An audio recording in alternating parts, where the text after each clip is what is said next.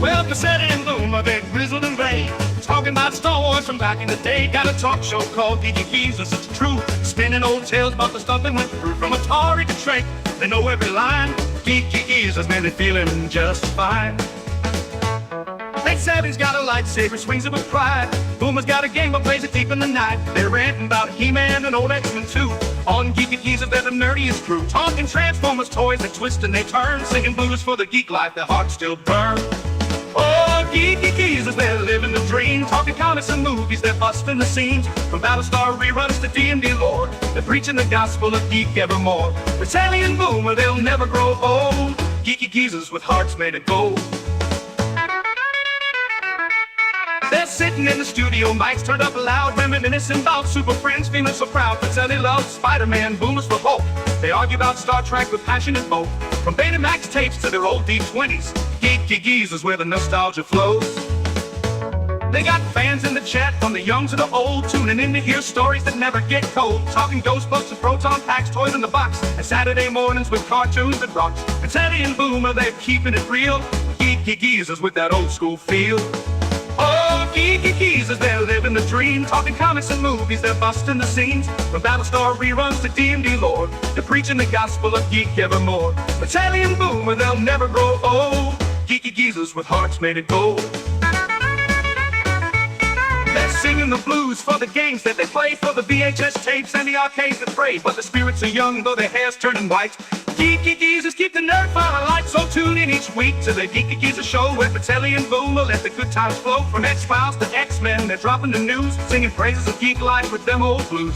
Pacelli and Boomer, forever they'll be Geeky Geezers living wild and free.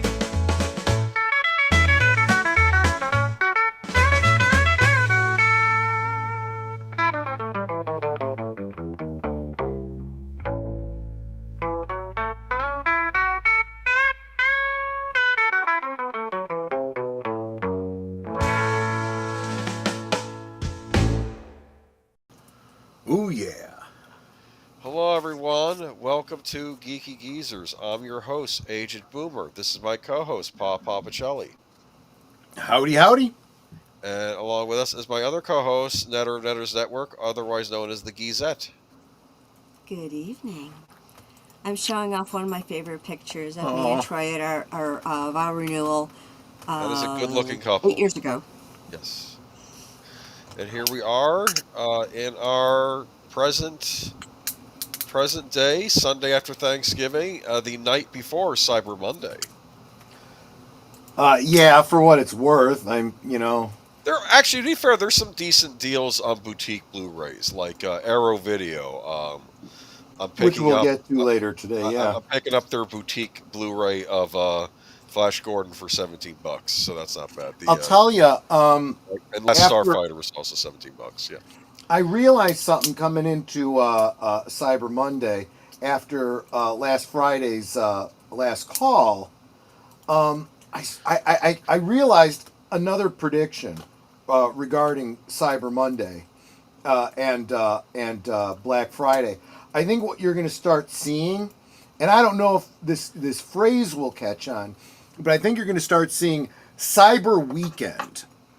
And I think it's going to be Black Friday through Cyber Monday. And whatever deals, they're all going to be the same, and they're going to last all weekend, and it'll be online.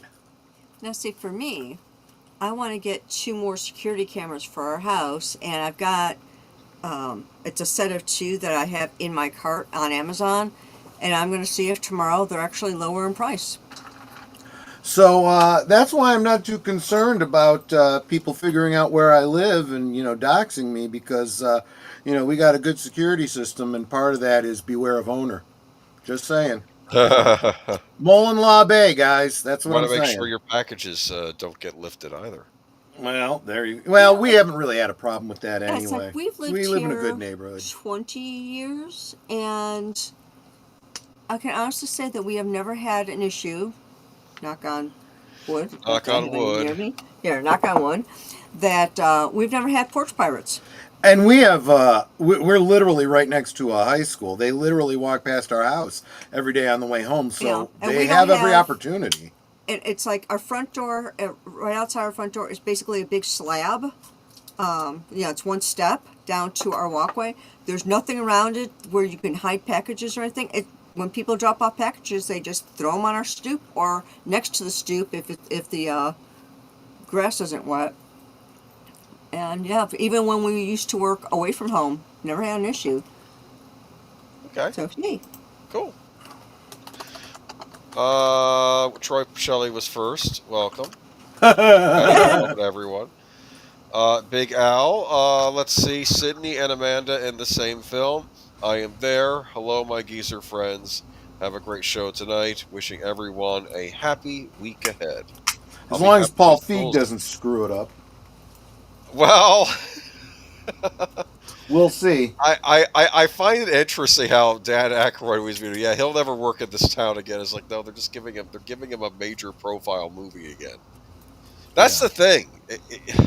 Now, if he's smart, he just follows the script and leaves and knows what's good for him. Now, this is a thriller; it's not a comedy. And I was going to say, from what I understand, this is well, we'll get into it. Let's save it till we get. But I mainly brought it up because I thought this could end up being a big boon for Sydney Sweeney's career, as it's a very, very, very popular book series that a lot of people don't know about. But I know because I work at a library, and they're always being checked out. Yeah. Well, I'll tell you, any exposure for Sydney Sweeney is good. Well, because I feel like they're trying to cancel her for no good reason. No, they won't be able to cancel those. I mean, her. Yes. Hey, we got Geeky Geezers tonight. Yes, welcome, Enigma Senators. Hey, we're the geezers, and people say we geezer around. This is one of these weird weeks because it's Thanksgiving week, and I used to say, like in years past, oh, there's not going to be any news this week. But then there's news. But this week, yikes. Yeah.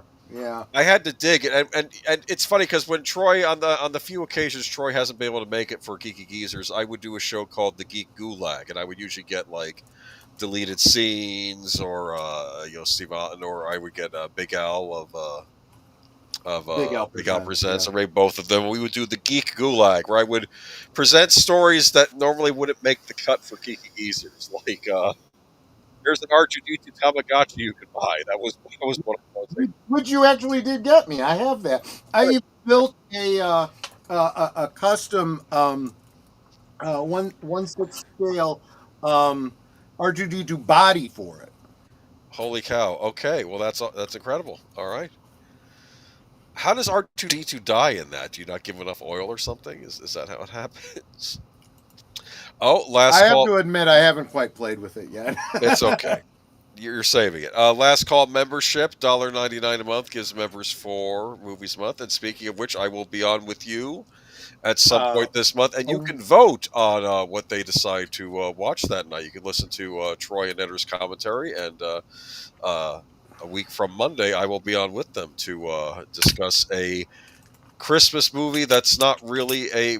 Well, is it a Christmas movie or not if it takes place at Christmas time? I can't even say, because you don't know any of these movies. Okay. You recommended 4 movies that I'm going to put up for a vote of the members. I've never even heard of these movies before, so I can't tell you if they're... you're missing out, dude. I have to just take your word that these movies actually exist, let alone that they're Christmas movies. Well, that's the weird thing, because you'll watch a movie, that takes place... Like Cobra. Cobra's an example. Cobra technically takes place at Christmas time. Now, I wasn't going to put that on the list because I feel like that one's been well played on our various networks. But, same with Last Boy Scout, right? Yes. Oh, I didn't even think about that one. Got to watch out for the big bad Satan Claus.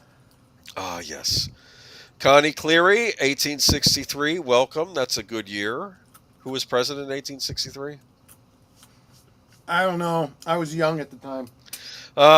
Okay. Jessica Hardo, welcome. Let's see. D. Penzak. I got people in this chat here. What are you, visiting family over the holidays? What are you doing here? Forbidden Frontier running so late, catching up on soups, but I gotta get to bed, so I'm over here. Jumping over here. Okay, well, welcome. Catching up on soaps.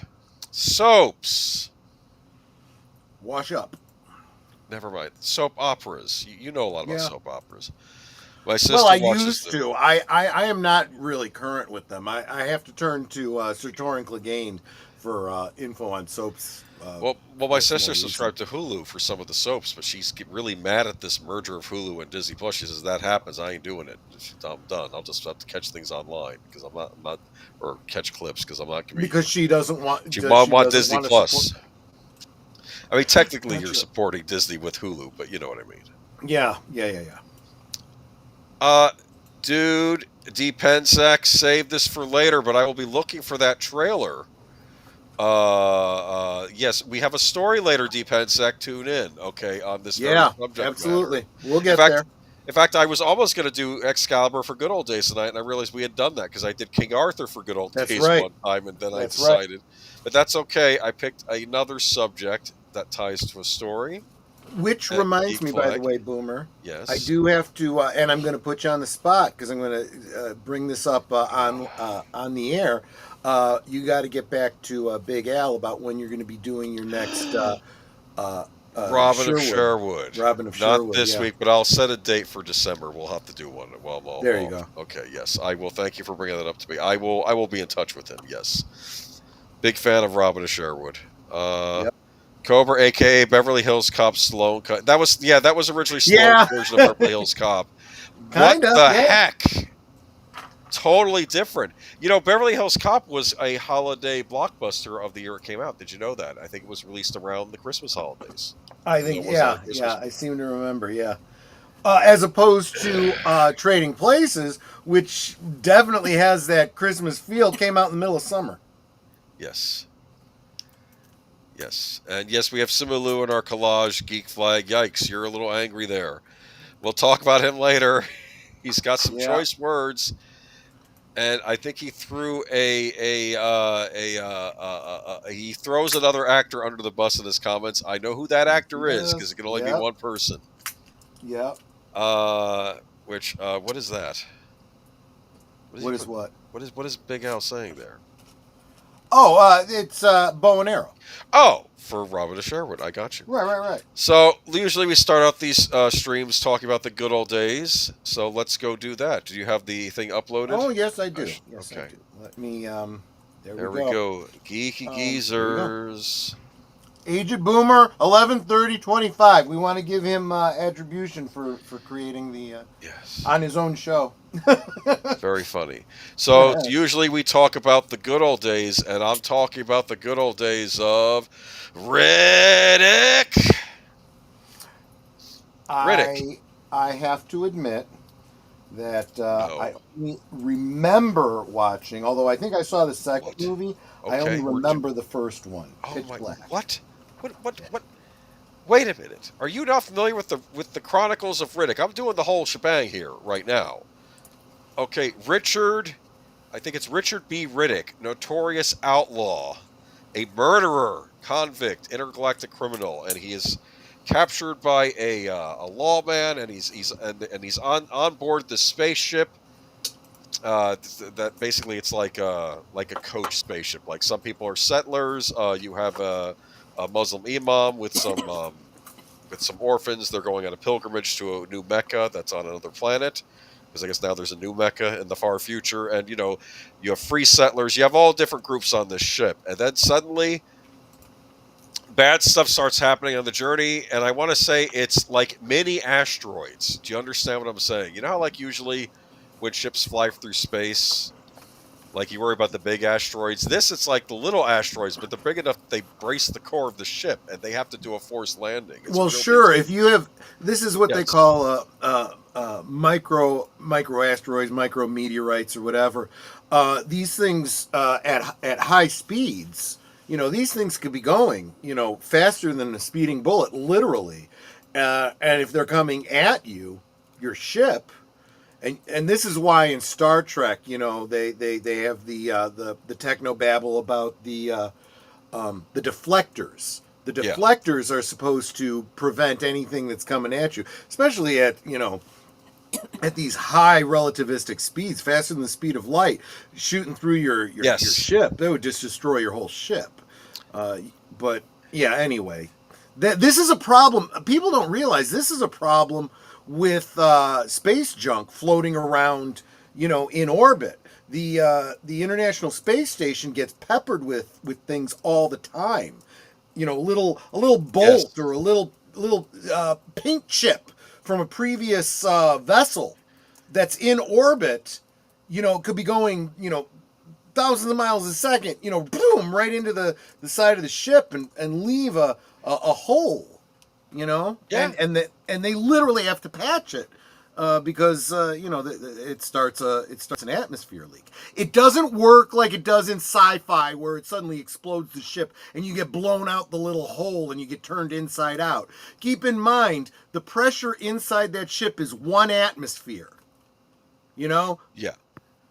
Your body, you could put your hand over the hole in the breach in a spaceship, and well, I mean, you might end up eventually getting a burn on the hole that's exposed to space, because you're effectively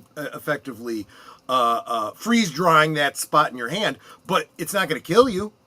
It gives you plenty of time to get anything like a playing card to put over it until you can get duct tape and really fix it. Yes. Well, I suppose so. But so anyway, the crew, the captain gets killed. He's in cryostasis. The one goes right through him, kills him immediately. This leaves the second in command and the pilot, and they have a decision they have to make. We have to do a crash land? Let me speak to that too, by the way. Yes, that absolutely can happen too. If it pierces your ship, it absolutely can pierce. It went through you. him like a bullet. Yeah. Yeah, if you happen to be in the path, that's going to kill you. I'm just saying that the hole in the ship probably isn't going to kill you. Yes, exactly. They have to do a crash landing on the nearest planet. And the pilot, she, played by Radha Mitchell, she's like, screw this, we're ejecting the passengers. And the second man says, you do not do that. We have a duty to protect our passengers. And he does an override on her before she can do it. And then they crash, and about half the passengers get killed in the crash, but but half the passengers survive. Yes, yeah. And unfortunately, the second in command gets a big thing in his chest during the crash landing, and he ends up bleeding out. And so she's the one left in charge, and all the surviving all the surviving passengers say, "I suppose we have you to thank. Thank you. I guess you're the captain now." Even though she was the one that was going to kill them all. Ready to kill them all. Yeah, and she actually has guilt as the movie goes on. She's like, "Don't be thanking me. It was my choice." Talk about the second in command. He was the one who wanted to keep you alive. That is Johns. He's the quote unquote lawman who has this notorious criminal named Richard Riddick. Richard Riddick is unique. He's played by Vin Diesel. He can see in the dark because he had his eyes shined in prison, but that also means he can't see real bright light yet now, otherwise it's too bright for him. So he wears like these dark sunglass goggles over his eyes. That's why he's always wearing those goggles. Did they ever explain why he did that? Was he going to be working in mines or something? No, because he was in a horrible prison called Butcher Bay, which they made a video game out of. If you want to hear that story, you can play the video game, Escape from Butcher Bay. But he had to get his eyes shined in there because it's so dark in that prison. It was a survival mechanism in the prison where people are going to come up and shiv you in the back or something. Do you understand? Yeah. So that's why he got it in the prison, and he had to pay someone in the prison to do it for him. And of course, right now, and of course, that's one of the orphans. This orphan's name is Jack. Yep. Jack presents herself as a boy, but it turns out no, she's a girl. That this is a big reveal. Which is crucial. It's a bit of a little twist about mid episode or mid film, and it's crucial to the plot. Yeah. Yes, because she becomes a woman. Yeah, and then of course with that the monsters they can smell the blood. They smell they're blood. Horrible monsters on this planet too. This is interesting though. What I find interesting about the Riddick movies, even though they're science fiction, in the future we still have all our religions. This man is a Muslim. In another one of the Riddick movies, the one guy is a Christian. He has a Bible. It drives me up the wall when you get sci-fi that tries to downplay this whole concept that in 100, 200, 300 years there won't be any religion because we'll be so progressive. And it's like, we haven't gotten rid of religion in thousands of years. Yes. You think it's going to happen in the next 300? You're delusional. And as we'll learn in the next movie, there are new religions that come about too, which are rather dangerous. Which That's the actually doesn't second surprise movie, me yes. either, because Yes. we see them happening real time Yes. right now. So that's Keith David, though. We have Claudia Black of Farscape fame. She's in this as well. I was going to say, she looks familiar. Yeah, and what's cool about this alien world is it feels alien because there are some points where it looks normal, but like the skyline is slightly different than what you'd see on Earth. I love, all it takes in a scene like this. We were talking about this, I think on Saturday or yesterday. This whole idea that I feel like cinematography, the whole science of cinematography has been lost. They used to know how to do lighting, to get across mood, time, all kinds of different things, and still be able to see what was going on screen. And this is a great example of showing you a bright alien world that looks to me like an alien world, because that's not what sunlight would look like on Earth. Well, that's because on this planet there are 3 suns. There you go. And I'll bet you one of them's probably a blue dwarf.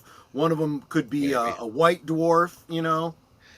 What's dangerous though is that of course there are these horrible creatures that live underground, and they come out, and of course the sun hurts them, so they can't leave the underground, which is good. But then they find an old exploratory camp, which were, I guess, studying the planet, and there's this thing telling you that there are eclipses every so often. Like every 20 years there'll be an eclipse, and they're due for an eclipse. Yes, and that's when these horrible creatures come out and attack them. And they can, and that's Johns. Johns ends up being a very nasty merc. There are classes of people in this, kind of like you have classes like in D&D, and one class is mercs, and these are people that like guns for hire. Yeah, and Riddick hates mercs. And this is what's interesting.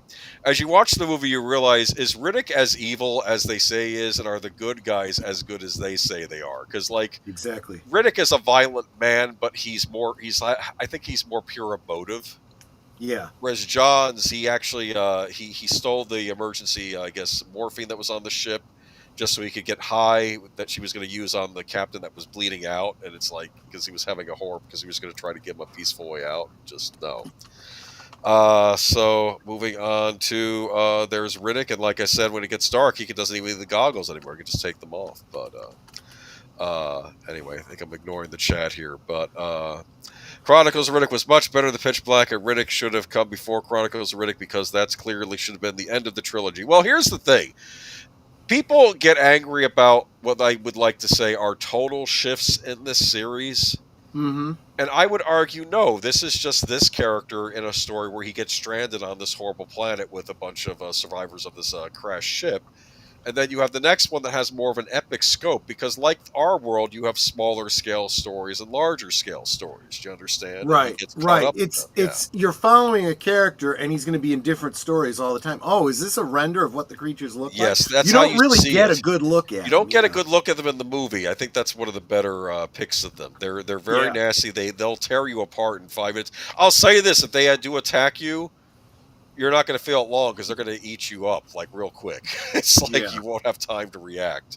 In fact, he argued because him and Johns have a tussle because Johns wants to kill the girl that's bleeding and use her as bait to drag her along, and then Riddick says that's a good idea, but I think we need a bigger piece of bait, and that's when he attacks Johns and kills him. And what was interesting though is when actually he attacks Johns, but Johns ends up getting eaten by one of these creatures, and the creature just bites his head off right away. And Riddick actually argued that was actually probably a better death than a lot of them are going to have on this horrible planet. But there was an animated feature, only about 40 minutes long, made later, Dark Fury. I don't know if you've ever seen this.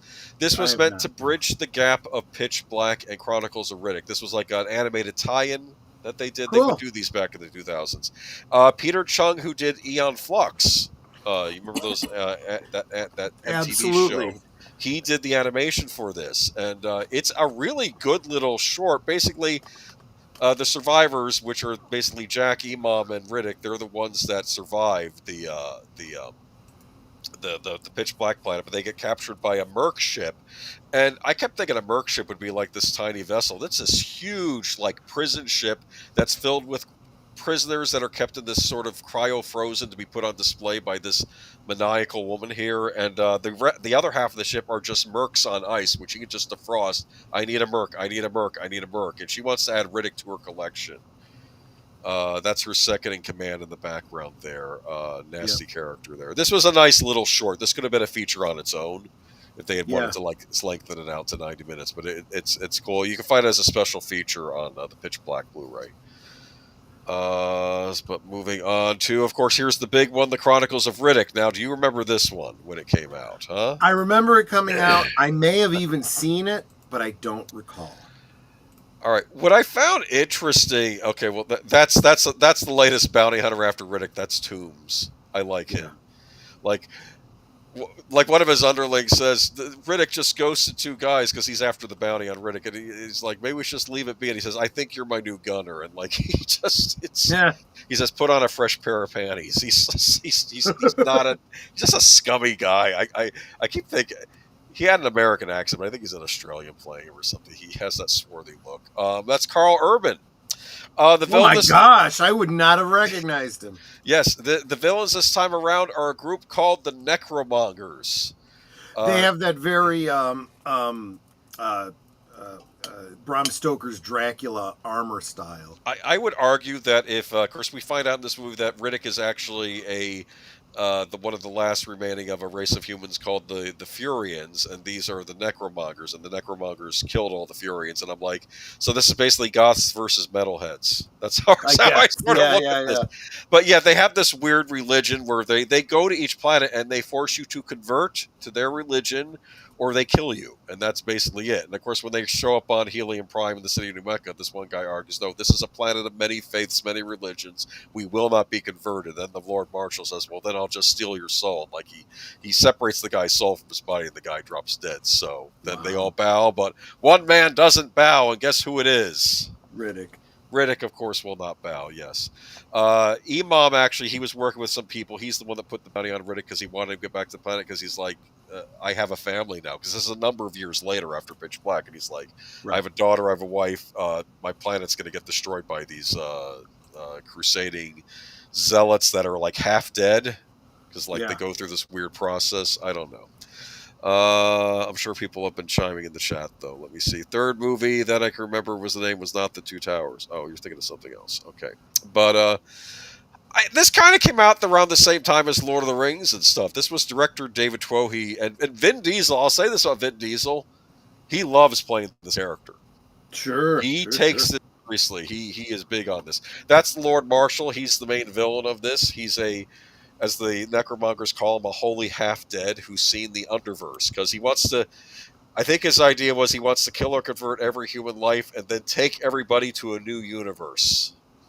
Interesting. Called the Underverse, a constellation of dark worlds. I know that because Dame Judi Dench told me that at the beginning of the movie, because she's in this. There you go. It's just, I don't know. I enjoyed it. It's Vin Diesel just delivering lines like when he kills the guy that killed the Imam, he goes, and Lord Marshal says, "Oh, that's I forget what his name was. That's Fulcrum, one of my best." And then Riddick says, "If you say so." That's Thandie Newton as Dame Baco. She's like a Lady Macbeth type. Mm-hmm. I don't know. I enjoyed this movie. It was a new take on space opera science fiction. That's Jack, who is now Kira, and she became a murderous outlaw like Riddick because he was trying to leave her with Imam, but she got too wild. Because I think she too was a Furian. I could be wrong here, but she has the same Riddick spirit, and she changed her name to Kira, and she was stuck on this prison planet called Crematoria. Are you following all of this? Kind of, yeah. It's a lot to follow with these movies, okay? The Holy Half-Dead sounds like quite a responsibility.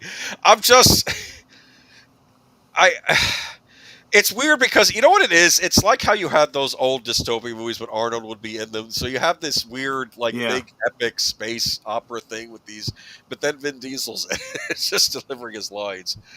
He ends up by some twist of fate, he ends up killing the Lord Marshal at the end of this movie, and he's distraught here because unfortunately Kira died in the process trying to also help kill the Lord Marshal. Spoiler, I'm sorry.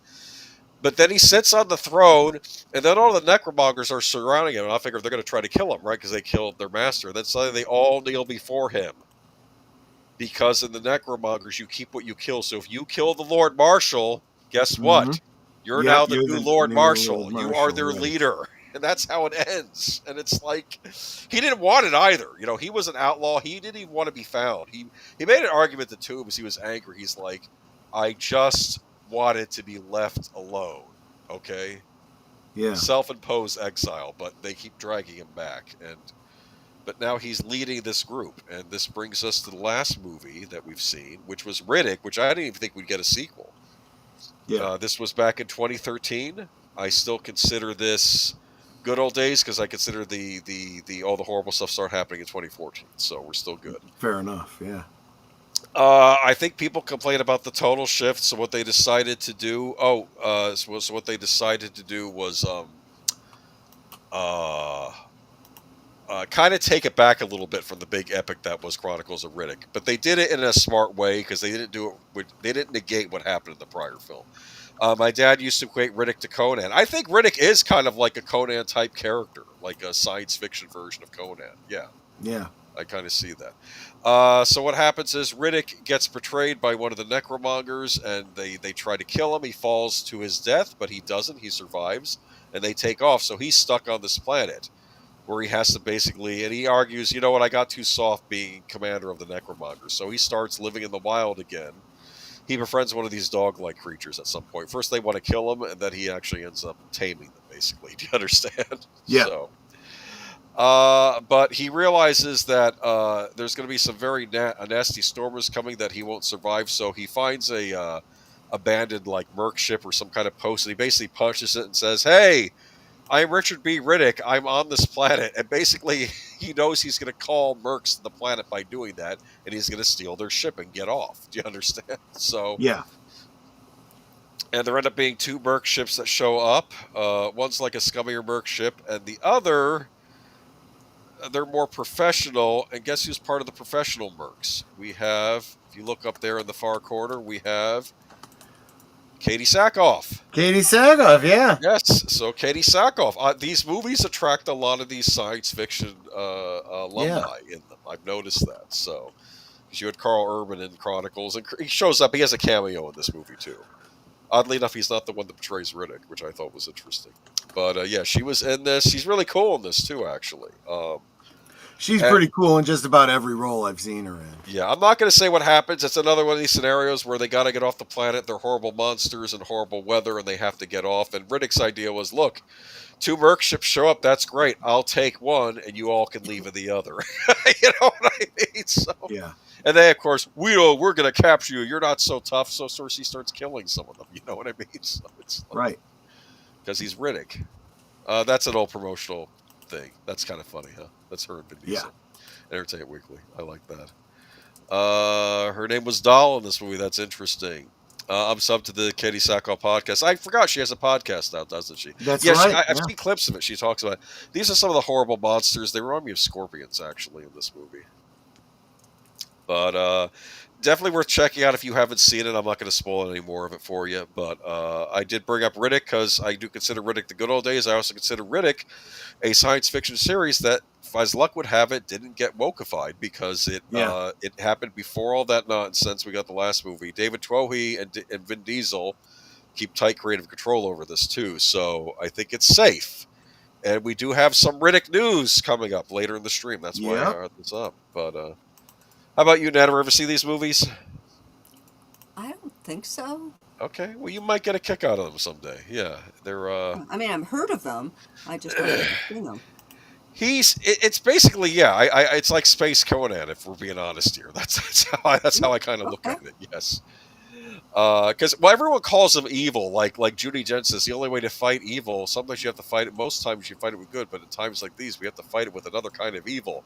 So we're going to stick Riddick on the necromongers. You know, so it's just. I don't know. These monsters look like a raptor screwed a scorpion. But welcome, Darth Vader. Glad he never played Hannibal. Yeah, I know that was a big thing. We were going to get the Vin Diesel Hannibal movie, weren't we? But that never happened. Okay. Yeah. But that's it. Chronicles of Riddick. He's the villain we love to hate. We want to love because I think he's not really a villain. That's what I think. All right. Sure. I think he's an outlaw, and outlaws can be perceived as villains by the societies they're in, but that doesn't necessarily mean they're villains. I mean, Agreed. what did he want to be? He wanted to be left alone, so Yeah. I can't fault him there. I mean, you could. That was a very similar story with Rambo, right? Kind of, yeah. Oh, I love Rambo. In fact, you know what? That's another movie that takes place at Christmas time. Is First Blood. That's a good point. I hadn't considered that. Riddick is an anti-hero. Perfect. You know what, Darth Plato? I like that. I think that's true. I think he is an anti-hero. Because I think he does follow a code, and I don't think he hurts innocent people. Do you understand? Usually the Right. people he goes after, they're either people working for bad people, or they're kind of scuzzy bad people themselves. You understand? Like, Right. I'm not going to be upset with him going after someone working in the Butcher Bay prison, because the Butcher Bay prison, from what I saw of it in the game, is horrible. You understand? Right. Like, it's inhumane how it's just awful. But yeah, he is an anti-hero. I would agree Riddick is an anti-hero. That's a good definition. Not a villain, because I think too many times people think of villain. Like, oh, Kylo Ren's an anti-hero. No, he's not. No, he's not. He's a full-on villain. He's no a doubt full-on about it. villain. That's what I have. Katie could have easily played Sarah Connor. Katie should have played Sarah Connor. Oh, yeah, that would have been good Maybe casting. it's good enough. Hold on. What's this? Someone's arguing with me. That's okay. Sorry, Boomer. Riddick is evil. He murdered a bunch of people. That's why he got sent to prison in perpetual darkness. He was a serial killer who went from planet to planet. I don't know. I want to find out who he killed. I don't think he was killing, I don't know. Children. I don't know. Like, I'm just trying to think who he could have killed that people got so mad. I know that's how they portrayed him, but Yeah. I think Riddick more along the lines of Sake Bliss. It's also possible they, in Chronicles, they kind of dialed back I don't know. You know what? I'm talking too much about Riddick. Let's move on. Okay. I'm going to bore the chat. All right. Let's move on to Counter-Strike is in the news. Do you know what Counter-Strike is? I don't, not in this context, no. I think that what it was, I think it's related to the Half-Life series. Don't quote me on that. I think it's a Valve shooter that I hadn't heard about in years, but I think it still has a big following in Europe. Okay? That's maybe why I don't really pay attention to it, because I don't hear Americans talking about Counter-Strike. But this was just a funny story that availed. Latest Counter-Strike 2 patch has skin collectors and a meltdown. This was funny. Okay, so Counter-Strike 2, I think it's an online first-person shooter. I think that's what it is, right? Mm-hmm. You can play with I other was thinking people. that it was a game. Yeah, it's a game. It's a game. Counter-Strike 2's latest update has certainly put the cat among the pigeons, and feathers are flying. The innocuous-sounding patch extended functionality of the trade-up contract to allow exchanging 5 items of covert quality as follows. 5 stat track covert items can be exchanged for 1 stat track knife from a collection of 1 of the items provided. 5 regular covert items can be exchanged for 1 regular knife item, and 1 regular gloves item from a collection of 1 of the items provided. Now, don't ask me what all this means, but apparently what it means is people... It's kind of like how... I don't know if this is how World of Warcraft works, where you can find these rare items and then sell them to people. Sure. Do you understand? Yeah. These digital items, like you'll get, and I guess Counter-Strike did this too, and I read online that some guy had $60,000 worth of money tied up in all of this. Wow. For people to buy these rare items in the game. So what's the big deal? Anyone ever sees the sun might think. Counter-Strike 2 Wacky Economy has a certain constants, and one of those is that super rare, most valuable items are knives, and to a lesser extent gloves. Price for unique guns may well shoot into the stratosphere, but generally speaking, knives are the most sought-after commodity in the Counter-Strike 2 skin game. And until this update, you can only get a knife by either getting lucky when opening a case with minuscule chances, or by straight up buying one on the Steam community market.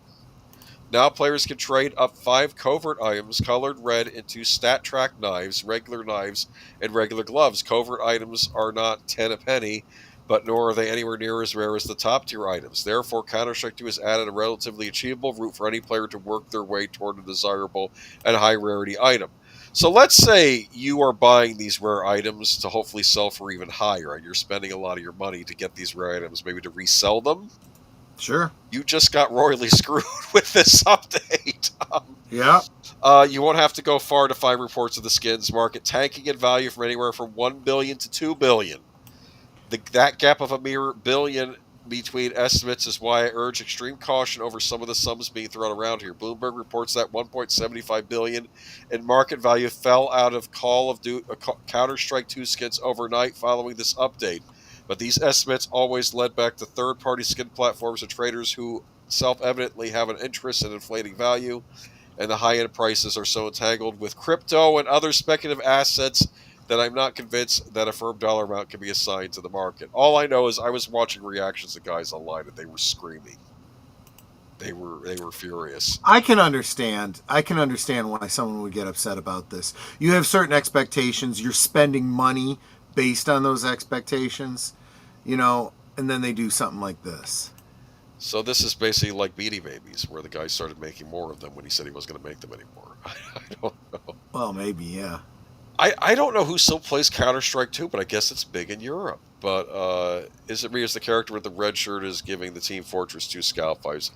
Maybe, I don't know. Like I said, this was never my series. I was big into Half-Life. Counter-Strike is just a run-and gun hoot built from the Half-Life engine. I never messed with it despite my Half-Life ties. Okay, so I know they included it with some of the Half-Life bundles, but I guess it's not really a Half-Life game. It's just a shooter. But apparently it's so popular enough that people can sell these things for a lot of money, and it's $1 billion industry. Did you know this? It doesn't surprise me. So I guess the lesson is here, this stuff is not going to be worth a fortune forever, and you don't own the game. And if the people that own the game want to change the rules, they can destroy your economy. Yeah. Guys, I will share no tears because the majority of these people who are complaining are the ones who are trying to resell the scans for wild amounts of money. True. But I'll tell you something else though. The initial way you get it, you could be spending just as much money trying to get it and never actually getting it, throwing away money at the company for nothing. It's gambling basically. So at least you're spending 100, 1,000, whatever amount of money. If it's worth it to you, I would say that's fair. I still prefer to play Doom and Quake on my Windows PC. I'm right there with you, Wallace Lang. I love Quake and I love Doom. I'm not gonna besmirch anybody who wants to get certain things in gas. There's a package that I want to get right now in Star Trek Online. I can't justify it. It would cost me about $100 if I wanted to get the thing.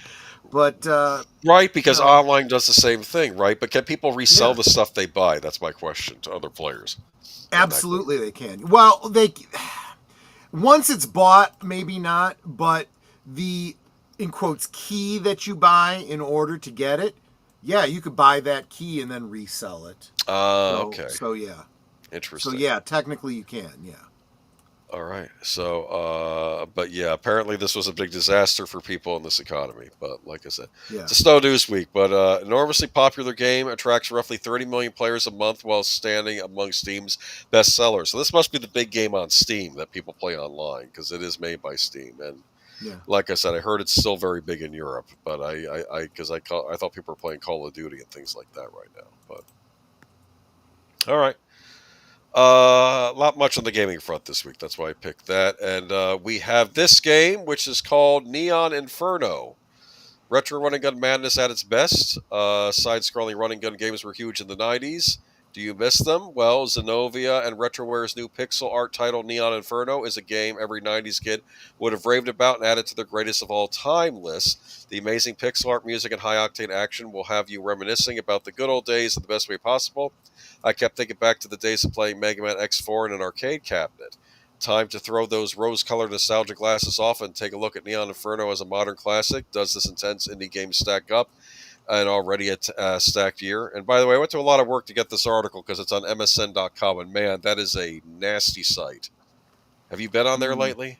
No, I have not. Like we complain about modern websites, saying how it's all pop-ups and other nonsense? Yeah. That's all this is. And Gosh. Neon Inferno takes players to the cyberpunk jungle of New York City in the year 2055. Here, the Big Apple is dirty and overrun with crime. Players can take control of Angelo or Mariana, skilled assassins belonging to one crime family. I'm getting the impression this is like cyberpunk mafia game. Do you understand? Sure. Like you're members of a mafia, because it looks like an Italian mafia from the looks of it too. As one of these characters, gamers are looking to turn the all-out gang wars in their family's favor. The citywide conflict has boiled over, and you must do your part to take out key players, take on beautiful hybrid run-and-gun gallery shooter stages, either solo or with a friend. Much like Mega Man, you can choose the order in which you tackle all the stages and their respective bosses. The gameplay is your standard run-and-gun style, but with some twists. Your parties can send green projectiles back at enemies, and you can even trigger bullet time to aim where the deflected items were hit. Press RB or R1 allows you to shoot into the background like a gallery shooter. Okay, so your real criticism they have of Neo Inferno is that it isn't very long. I know it's award season. If this game is eligible for any indie distinctions, it deserves some nominations. So yeah, I don't know. Just thought I'd bring this up. It looked neat. Yeah. Okay. I don't know. Looks cool. Looks like Double Dragon.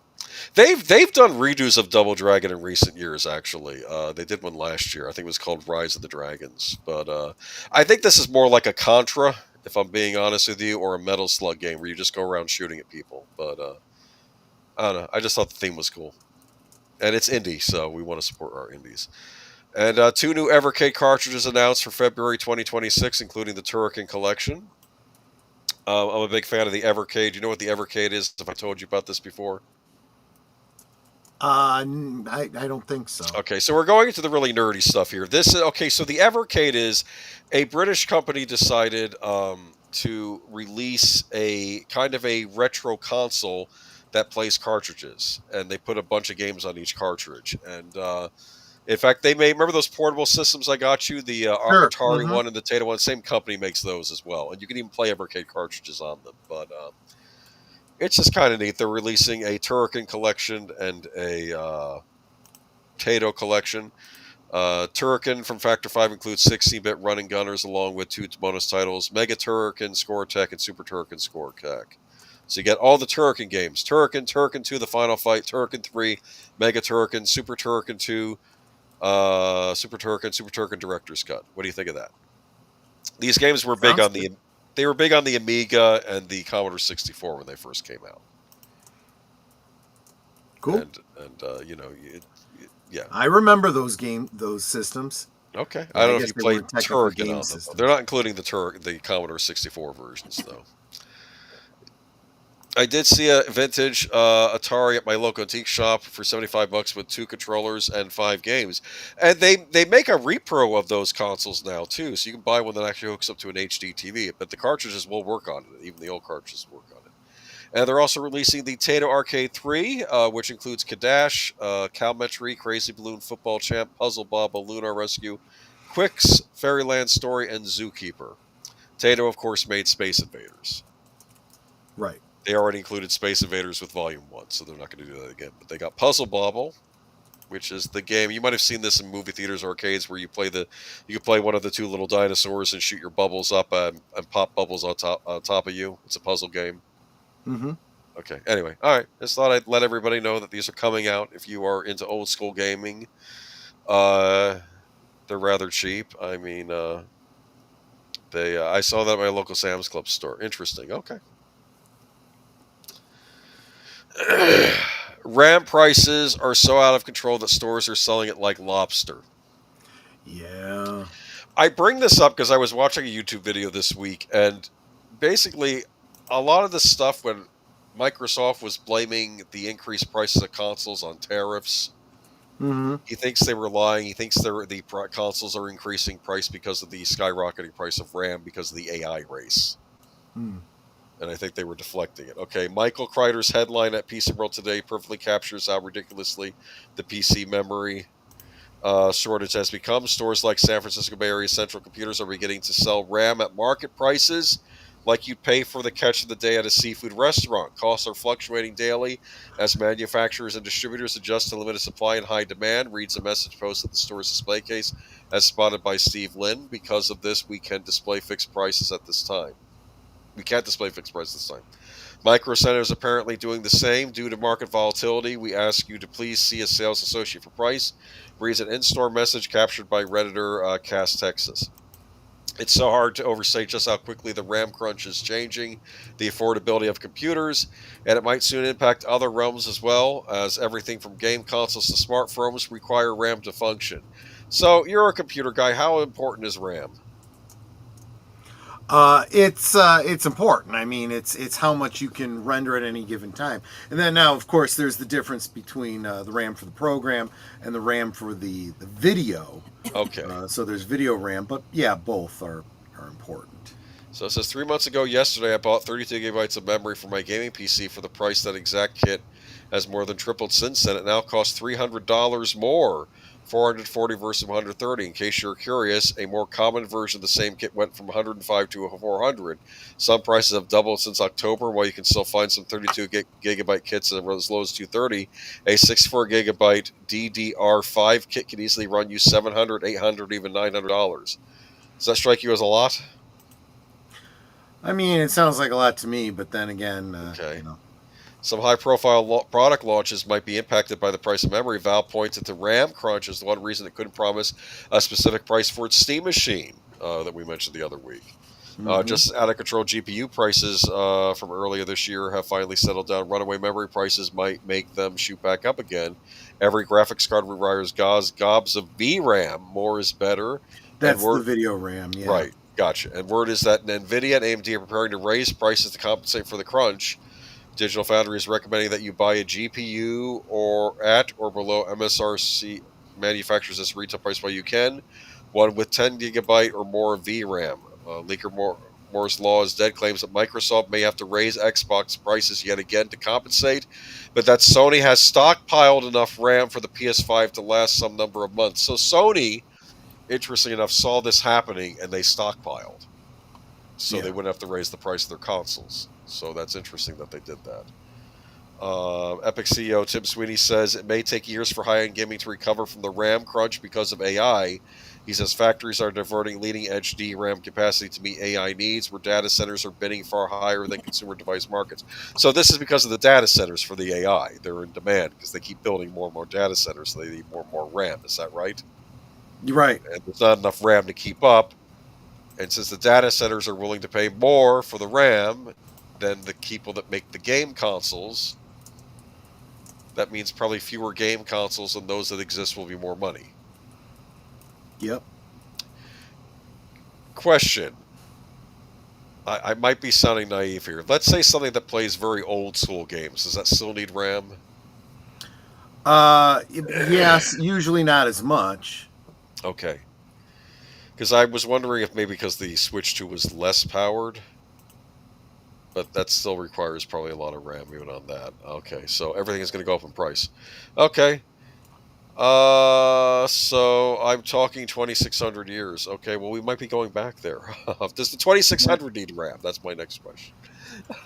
It was pretty standard. I mean, it was limited in what it had, and it couldn't go any higher. Well, what I'm trying to say is the Atari 7800 Plus, you can buy that now, so maybe that'll be the go-to game console for the future because no one can afford. Never mind. Okay. Yeah. All right. Well, that's it. Okay. I don't know. I thought you'd find that interesting because it was computer related. Oh yeah. Okay. The Housemaid trailer. Sydney Sweeney cleans Amanda Siegfried's. I always say Siegfried, but they don't have the G here. Siegfried's haunted ? House for Paul Feig. I didn't know who Paul Feig was. I was like, that name sounds familiar. And then I realized, oh, that's the dude behind Ghostbusters. 2016 Ghostbusters, yeah. Yeah, not Answer the Calls. They tried putting a title on it later on. Right.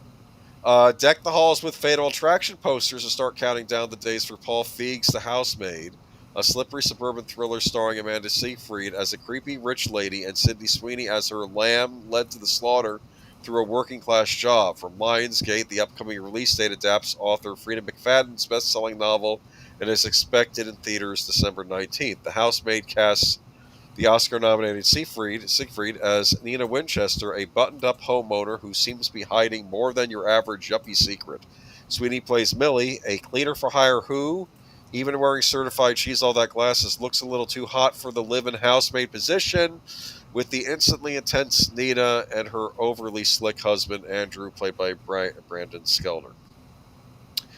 Siegfried has sustained her power. Siegfried has sustained her power at the box office ever since Mamma Mia made her a household name, following her striking portrayal of convicted fraudster Elizabeth Holmes for Hulu's The Dropout. This darker turn for Siegfried promises to escalate the woman-on-woman crime of Feig's A Simple Favor duology through classic horror movie magic and A-list pairing we haven't seen yet. A picture-perfect wife with only a crack in her smile. Nina has to be hiding something, but why and what is it? She's joined by Sweeny, who's generating more PR controversies than performances these days. What PR controversies? The ones that they want to invent in their own No, heads. the people attack her. She's not doing anything. I'm just being honest here when I say that. Okay, still. True. The Anyone But You actress continues to entertain for good and bad, and Sweeny plays the obvious victim in the trailer. Of course, it's never that clear cut with Feig, who loves and makes changes when he's adapting novels. Oh no. That might be a problem with this. I didn't think about that he would change the novel.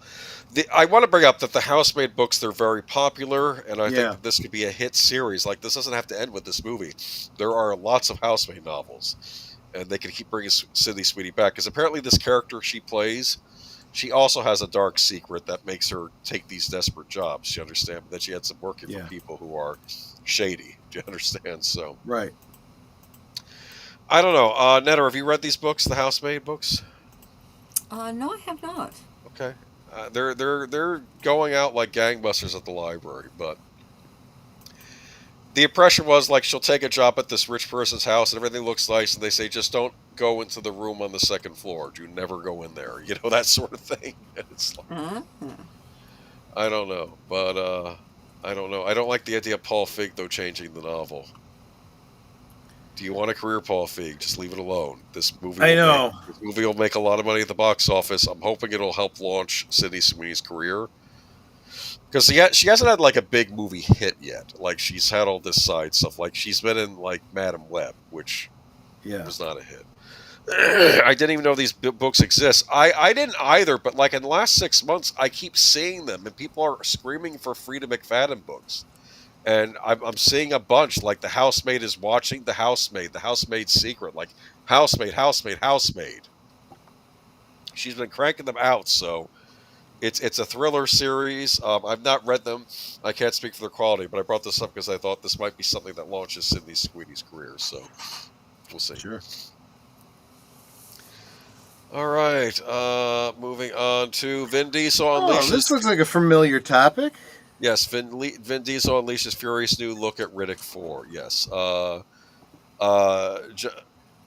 Okay, so it's been 12 years that the long-awaited return of Vin Diesel as Richard B. Riddick is finally happening. The action star has now unleashed a new look at the upcoming sci-fi action sequel, and it finds the actor back in character and sporting the reflective eyes that have become so synonymous with the intergalactic outlaw. So the movie is called Riddick Furia. Taking to Instagram, Diesel shared the image of his Riddick returning alongside the caption, "What these Furian eyes have seen." While the image doesn't give too much away, we're still waiting patiently for the first footage from the follow-up. Seeing Diesel back in character is exciting enough for now. However, with this in mind, he needs to hurry up with that trailer, as fans have been waiting for over a decade. Set to be written and directed once again by David Twohy alongside creators Jim and Ken Wheat, the sci-fi action sequel not only finds Vin Diesel as the lead, but also as a producer on the project. Along the new image, the official synopsis for Riddick Fury has been released and reads, Riddick finally returns to his home world, a place he barely remembers and one he fears might be left in ruins. But there he finds other Furians fighting for their existence against a new monster, and some of these Furians are more like Riddick than he could ever have imagined. Isn't that interesting, huh? Mm-hmm. So, yeah, it's expanding. So, yeah, we got a new Riddick movie coming out. Yay. Cool. Since Fast and the Furious is done, I don't know. I'm waiting for the second part to. Oh, yeah, he's got Last Witch Hunter coming out, too. The Last Witch Hunter 2. Is that the one they dragged Michael Caine out of retirement for? Last Witch Hunter 2. I think so, yeah. Have you seen The Last Witch Hunter? I have not. I just remember us It's talking about about a witch hunter in modern times hunting witches. Right. In fact, I think he started out in medieval times and he got cursed, and now he's like immortal and he hunts witches. I think that's what the plot was. Who wants to live forever? Yeah, it was interesting. But is the Triple X series done? I think with the last one it should be, because I thought it was terrible, but that's just me. Oh. Ruby Rose was in the last Triple X. Someone mentioned this in the chat last week. I thought we should bring it up. Were you a fan of the Stargate show? I never really got into it. I liked the movie. I never really got into the series. I watched a couple episodes of the show, but yeah, I couldn't get into it. Okay, I never got into it either, so why am I... I hear it's got a huge, deep lore. It's got as much of a following, I guess, as Star Trek does. So this is for Big Al. I know he was a fan. Okay, Amazon is officially moving forward with a new Stargate TV series. Variety has learned the new project hails from Martin Garrow, who began his career in the original Stargate TV franchise. Exact plot details for the series are being kept under wraps. The series will be produced by Amazon MGM Studios and air on Prime Video. 20 years ago, my first real job in television was a story editor in Stargate Atlantis. Garrow said, I spent 5 years at the franchise working across all 3 series. Stargate taught me everything about making television. It's written into my DNA. I'm beyond thrilled that Amazon MGM Studios has entrusted me with guiding this incredible franchise into its next phase. For those who've kept the gate active through conventions, rewatches, and unwavering faith, this one's for you. And for those who are new to our world, I promise you're in for something extraordinary. Garrow will serve as writer, executive producer, and showrunner for the new Stargate. Executive producers will include Joe Harold and Troy Tunnell for Safe Out Pictures, as well as Dean Devlin and Roland Emmerich, who co-wrote the original film, which Emmerich directed. All right, well, I'll say this. From the sound of it, it sounds all right. If you're a fan, this might be for you. Yeah, so I don't know. Stargate SG-1 was way better than... I get it. It has its fans. Yeah, I mean, I'm sorry. I sometimes I like a story that just tells the story and they're done with it. You know, you don't have to make a whole universe out of it. Well, they did. It had Richard Dean Anderson on it, didn't it? Yeah. Hold on one second. All right, so let's see here. Anything left to say about Stargate? No, I am happy for the fans. I hope they do a good job. This is Amazon, so keep your fingers crossed. Welcome, Daniel Berry Sports Highlights. Good to see you. Yes, welcome. So yeah, I don't know. Might be good. Hope it's. I'm terrified of that Blade Runner series they're doing, but we'll see. Arrow confirms February 2026 slate with major 4K restorations and cult classics. I'm very excited about this.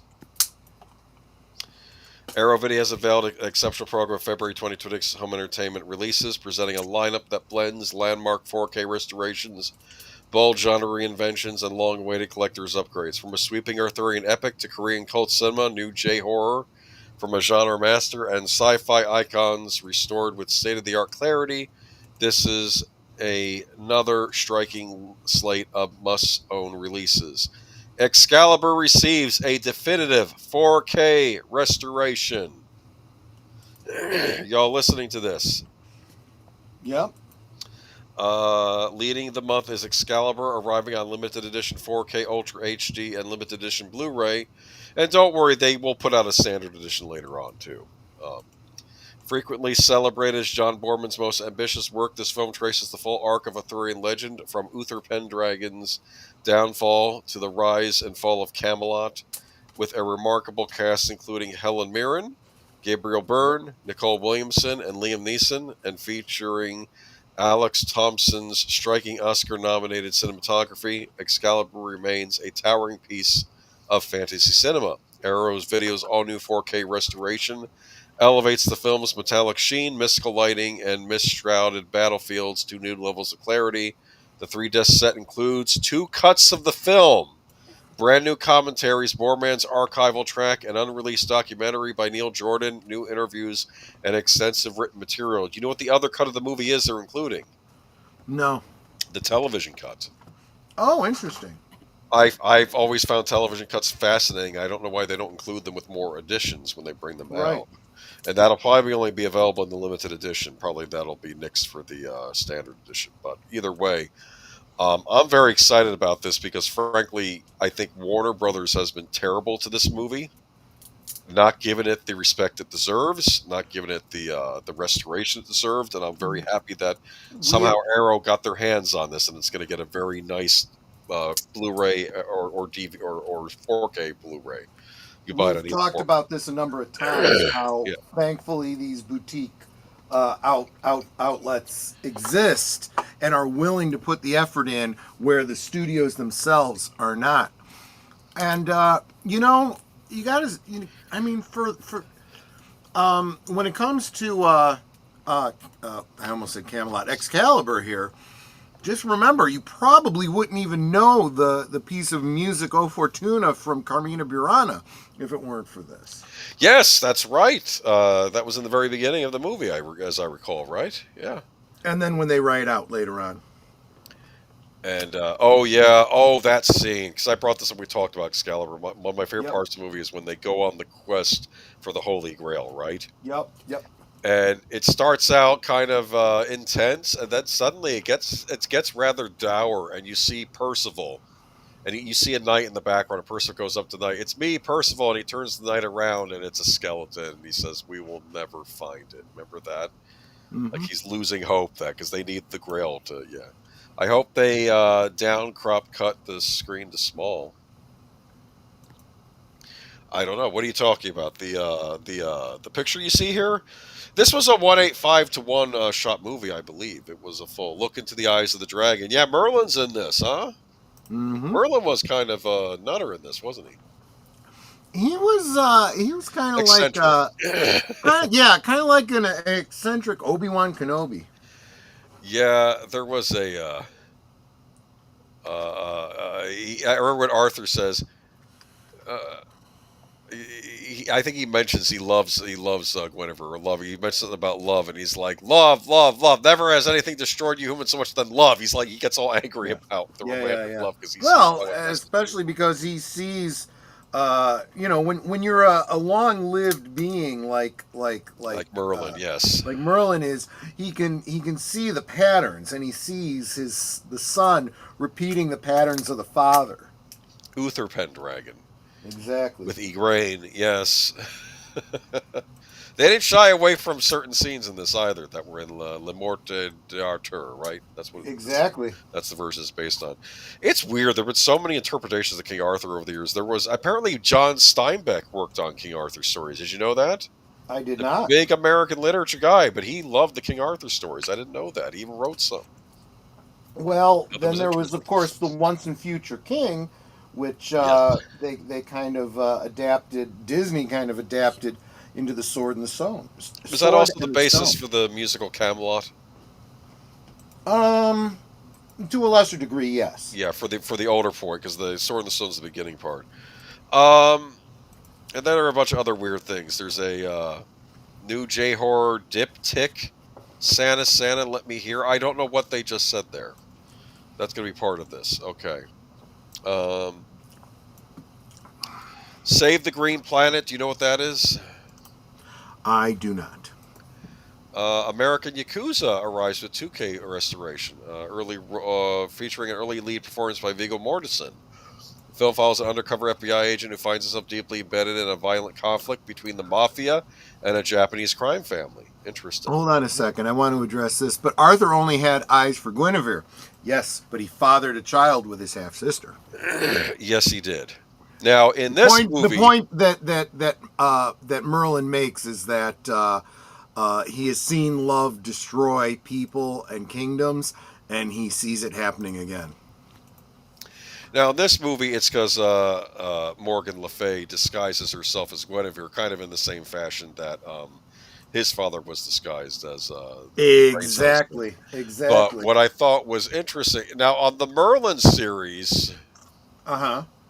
the miniseries Sam Neill was interesting. No, he just had a tryst because he's like, "Look, I'm king now." He wasn't married yet though to Guinevere when that happened, but it was when, and he didn't know who Morgan Le Fay was. Do you understand? I And will that's say, how it happened. admittedly, that there is just like with I almost said Sherlock, almost like with Robin Hood. There's conflicting stories about Arthur. There's Yeah, yeah, there's different stories, and so there's like different some. narratives you I can think draw. some Yeah. he's chaste until marriage, others he was a womanizer, so it was like Right. a different thing. Yeah, so it's just a Well, and the other thing too is that I could see a modern writer wanting to tell that tale, drawing the correlation between JFK yes. and Arthur because of the whole Camelot thing. You know. Yes, very interesting. Just like his father did with the mother. Yeah, Arthur should have stayed single. Well, I don't know. A king needs a queen, though. Though I imagine with the Knights of the Round Table, they're all equal. If he died, one of them could have been selected as king, right? Well, there No, the would Lady have of to the be Lake had to choose. Okay, never mind. I don't know. either that or there would need to be a line of succession. Like it would have had to have been established. Well, Lancelot as my first knight. You're the next in line. This was a yeah, this was a problem with Beowulf because there was no line of succession for Beowulf the king in the old poem. Right. It's very important to have a lines of succession, or the kingdom could fall apart or go into civil war, right? But for a legendary character Yeah. like this, that if you want to say he was the first king of Britain, Yep. and there is no direct lineage to the current kings and queens, you got to see that line end, and then the more historically known ones take over. So I don't know if this is part of the Arthurian legend or if I just heard this on the show Gargoyles, but one of the things was that when England needs King Arthur, he will come back. that is implied by Once and Future King. Oh, I think it's actually specifically stated when he is taken off to Avalon. Avalon. They say he will return when Britain is in its time of greatest need, which is the where the story Camelot 3000 in the DC Comics line comes from. Interesting. This great futuristic story set in the year 3000, where all of the characters of Arthurian legend are reincarnated. Some of them even as aliens, and in at least one case, a male character becoming female, being reincarnated as a female. Interesting. They need him now, says deleted scenes. Well, that's Uh, for damn sure. Yeah. I'm thinking if something were to happen to the current royal family, that would be the most dire time when there's no line of succession for anybody. Actually, I think it would probably be if the current royal line were to cease, they might actually be better off. There is Uh, nothing that king isn't doing anything for their government. oh no, right now, no, Charles. I didn't think it was going to be Charles. I thought they were going to skip him and go to his son. I thought that was going to be the. Well, and we have no way of knowing what his current health is like, but with the cancer situation, he may not be there long. So Okay, I had heard what I had originally heard rumor though that they were just going to skip him and therefore he could be with his mistress or girlfriend and leave him alone, and that it would go to his son, and that would be the new king. But then I guess he ended up being king after the queen you died. mean So, yeah. Queen Consort Longface? Yeah. I don't know who quite. Anyway, yes, I guess you're. I see what you're talking about. Yes. Dang it! I was just typing Camelot 3000, and when you said that, says Robert Infinite Realms. Yeah. Uh, I'll mention one of the other big Arrow releases coming up. They are doing a restoration of Westworld. Cool. Yul Brynner, right? Yeah, the old Brenner one. Yeah, not the TV show. Not that new one. Yeah. I was on board with the TV show until The I first think. season was great. Yes. Then it just went to complete hell. they did time switcheroos too much. Like there was stuff in the first season. In fact, what I thought was clever about the first season, you sort of saw an outline of the Yul Brynner Yeah. gunslinger in one of the Yeah. shops, and I'm Exactly. thinking, oh, is this the same Westworld from the movie, but this many years later? Do you understand? Yeah. They because this is why the robots were more sophisticated in the one on the show, and I thought, oh, is this like a sequel? That's what I was almost thinking it was, but and they're also doing some movie called The Visitor. Have you heard of that one? It's a cult favorite. I don't Celebrates the know. most lightly unclassifiable films in the late 1970s, blending science fiction, supernatural horror, and esoteric mysticism. The film features a striking ensemble cast including John Huston, Shelley Winters, Glenn Ford, Franco Nero, and Sam Peckinpah. Huh. I've never heard of this movie, so I haven't either. this is why we love the boutique labels. Yep. Okay. And then all it takes is one person in our community to come out and say, "Oh, you got to see it. This is a great movie." Yeah, okay, well, then we end up watching it. Westworld is a movie I need to see. You know what's interesting? Michael Crichton wrote the screenplay, I believe, right? Yes. And he also wrote Jurassic Park. He got a thing about theme parks. Yes, he did. And what were the different theme parks? There was a medieval world, there was an ancient Greece world, and there was Westworld. I know on the show they had mentioned 7 parks. We saw one of them, which was, of course, based on feudal Japan with the samurai. That was another Yep. park they had there. I imagine one of the parks, and this is going to sound nasty, but it would be like a really terrible fairy tale theme park where it's like this is the park you didn't want to work at, and like Oh. it was either for like the kids for their fantasies or for adults with messed up fantasies regarding characters like Snow White or Cinderella and things like that. That was always my idea for one of the parks in this Westworld thing. Because you could go around and you could torture the robots if you wanted to, right? You know, you could do whatever Yep. you wanted to them. That's what's messed up about the show. Why would you do that, you know? Well, because they're robots and apparently ostensibly non-sentient. Yeah, essentially non-sentient, and they would wipe their memories. But then I think I think they started remembering everything that happened to them later on. So Mm-hmm. they didn't have a good opinion of humans. Oh, here we go. Yep. Simu Liu calls out Hollywood for lack of representation of Asian actors. We're fighting a deeply prejudiced system. Let's get to it. Simu Liu is calling out the Hollywood industry for a lack of visibility of Asian actors in cinema. In a social media post, the star of Marvel's Shang-Chi and The Legend of the Ten Rings shared his thoughts on the lack of representation of his community.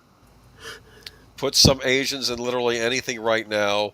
The amount of backslide and a representation on screen is effing appalling, Liu shared in his threads. Studios think we're risky.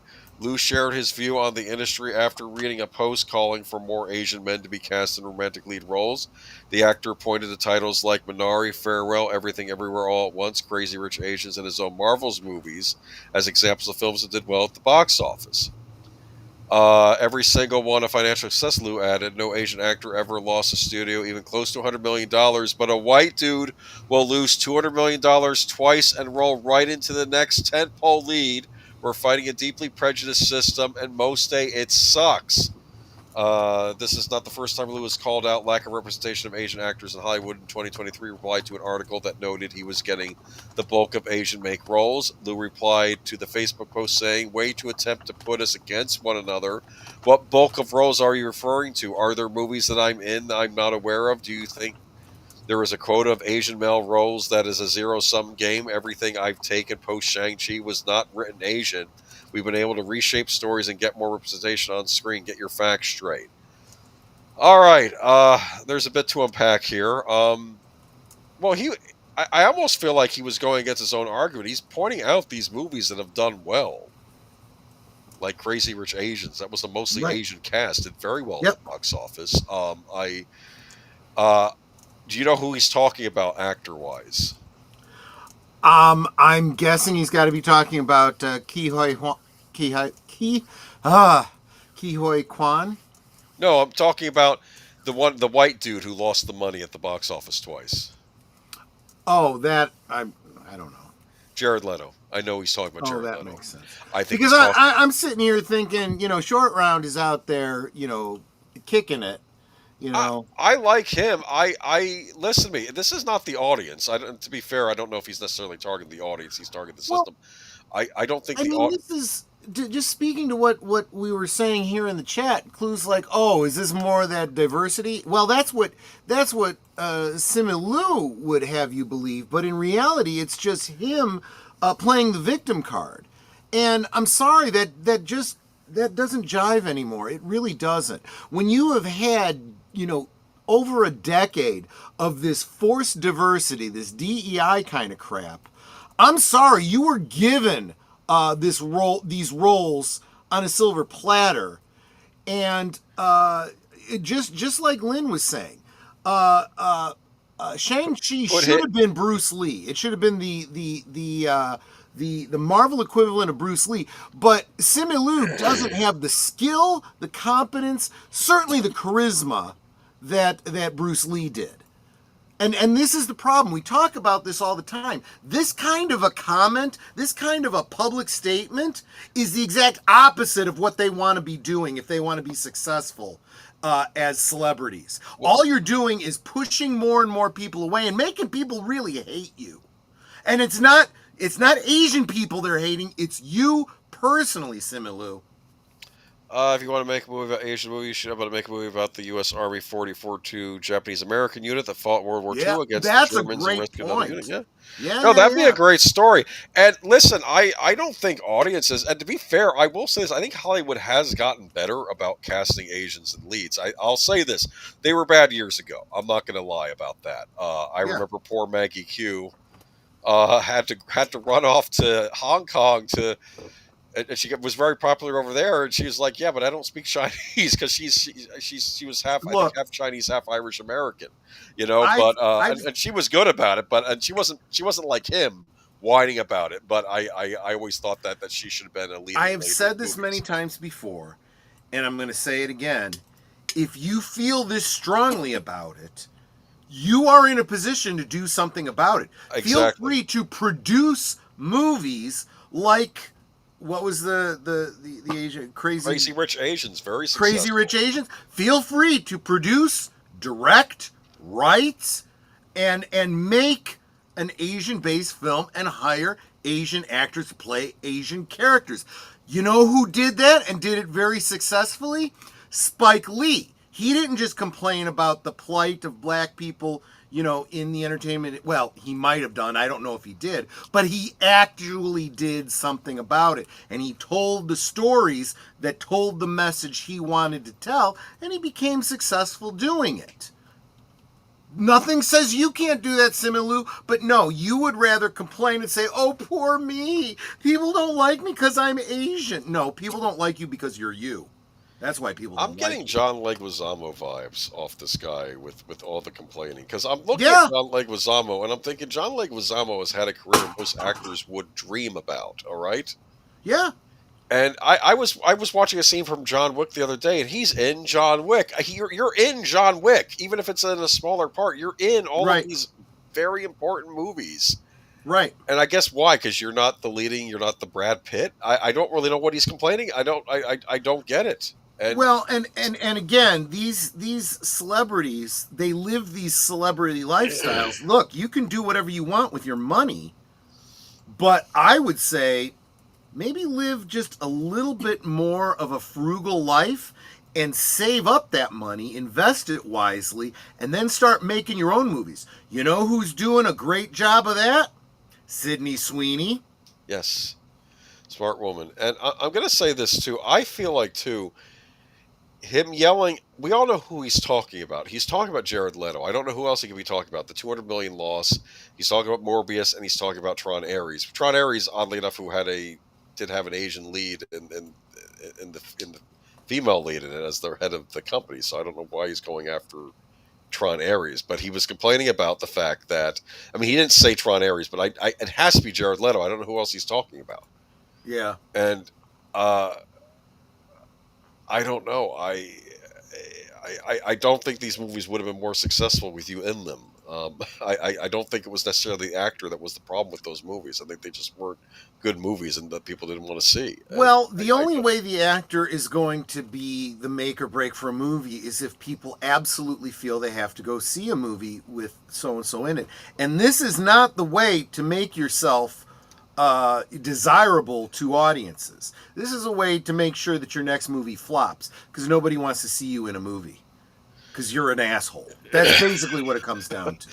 And that, but yeah, and I also brought up the point that what are you looking at? You're looking at Morbius, which is a Marvel property, which he also belongs to, Right. and then you're looking at Tron, which is Disney, and it's like you shouldn't be maybe slapping the hand that feeds you, if you know what I'm saying. I mean, Exactly. he's a Disney employee, isn't he? I mean, he's Shang-Chi, so. I don't know if he's still under contract or not. I mean, do you think they're going to do another Shang-Chi movie? I thought they were going to put him in that Doomsday movie coming out. Who's going to be in the Doomsday movie at this point? We don't really know. They've I mean, they're changing the story every week. We'll see what happens. I don't know. I still haven't forgiven him for that Boba Tea thing, which Oh God. I think he was attacking those exactly. business owners that I think meant well, and he was just throwing them under the bus. Yeah, because Asian people own tapioca balls. You're not allowed to have any. I don't know. Anyway, though, but yeah, I don't get it. But all right. Anything left to say about him? No. The How less about said you? about him, the better. How about you, Netter? Any thoughts? Not really. He could just be Yeah. virtue signaling.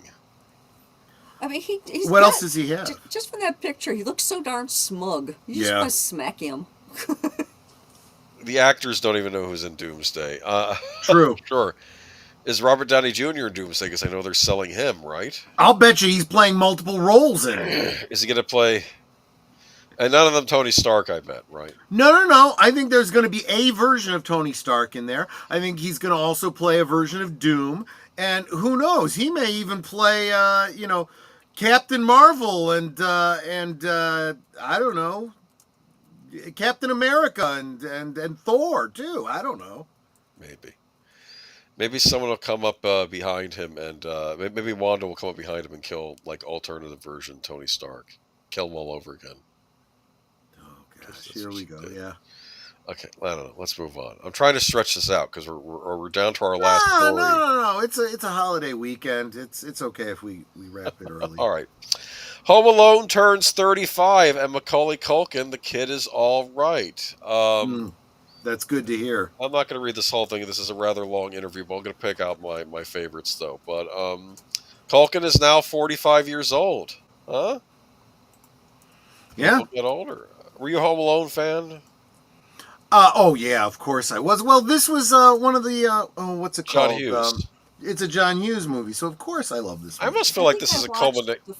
Go ahead. I watched the first one. I caught part of the second one, and I haven't watched any other ones. Okay. And I told you I had a buddy in high school who was an extra in this movie, and he was the body double for the taller of the two criminals. I forget his name. Daniel Stern. Yeah, Daniel Stern's body double. Yeah. Here's what I want to say. Home Alone 2 is good. Is it as good as the first one? I don't know if anything could be, but I think they did their best to still make an entertaining movie. 2 is where he gets lost in New York City. The Right. family abandons him in New York City. And he meets Donald Trump. Yeah, there's a scene with him meeting Donald Trump briefly, yes. And then there's a scene... What's rather neat is I think he has a cousin in New York City. Like the family has a cousin. But their townhouse is being renovated, so they're away, so he can't really stay there. But then he's able to use the renovated townhouse as a way to attack the criminals this time around, so I thought it was kind of neat. Mm-hmm. But they do an interview. What do you recall when Warner Brothers and John Hughes could not agree on budget and suddenly you're working for Fox? Macaulay Culkin says, I remember being in the lobby of the school we filmed in. It was in the same Chicago high school we used for Uncle Buck. There was a poster up in the lobby, and you walked by it and saw all over it that Warner Brothers owned it. And one day I showed up for work when we were in pre-production. It wasn't there by the afternoon. It was back, and Fox was on it. No kidding. It didn't take them long to be able to find a new home for it, and it didn't take them long to take the poster down as soon as it was a turnaround to get a new one. After that, it was Hughes' production, kind of, but it was really Chris's production, Chris Columbus. John Hughes took his hand off the steering wheel of this thing and really let Chris go. I was very surprised. Yeah. And he says, why? He had a clear vision, a young actor discovered. After 16 Candles, Uncle Buck, The Breakfast at Ferris Bueller's Day Off, Planes, Trains, and Automobiles, and the rest, I think he was getting tired of the director's chair. He'd had enough of it. He only directed one more after Uncle Buck, Curly Sue, and then boom, that was it. And Curly Sue didn't really do that well. It was a good enough movie. Yeah, it's fine. Belushi was in that, right? One of the Belushis. Yes. Yeah, and yeah. I remember the trailer for Curly Sue when you have that one guy says, she's like, may I? And she's like, may you what? Kiss your cheek in a pig's eye. Remember that? That was yeah. But let me see. Go down here, though. There's some stuff on Joe Pesci in here. Let's see. Give me a moment. How about a go-to anecdote, a treasured memory? Culkin says, a treasured memory? I got all kinds of things. People forget that in the movie, Daniel Stern and Joe Pesci barely share the screen with me. I'm in the movie Castaway by myself most of that movie. Oh, he's treating it like he's like in Castaway. Is that true? At least Tom Hanks had a volleyball to talk to. I was just talking to the ether. There was the think about it. If you think about it, it really is true. Most of him is just talking to himself. But think about it from another perspective. If you think about it from the point of view of making a movie with a kid, to be able to not have to worry about your filming schedule, because you can literally film just when that kid is available and not have to worry about any other actors for most of the scenes. You're doing fine, because there are very strict laws in Hollywood about how much time an underage kid can be on camera. Yes. And if they are not the focus of the scene, it's a challenge. This is why so many of these movies, they look for twins, so that they can split them up and get both of them, like the Olsen twins, kind of like doubling up their time, on camera. Whereas for him, it's all him. Get the scenes, get all the scenes we need, and then we just kind of film around that with everybody else. Yeah, that makes sense. And if you look at those scenes in that movie too, like he's like the scene with the pizza guy where he sets up the thing to scare the pizza guy off, right? You know what I'm saying? Right. But you just see him and the pizza guy, and you think they're both on the set at the same time, but they probably weren't, right? Right. This is the magic of movies. It's like, well, it's the illusion that the film makes. Remember, when you see two people in a scene together, and I put that in inverted commas, you see over one of their shoulders talking to the other person, and then the camera cuts to over their shoulder at the other person. They may not be standing in front of each other delivering their lines. That person could just be talking into the ether past the camera.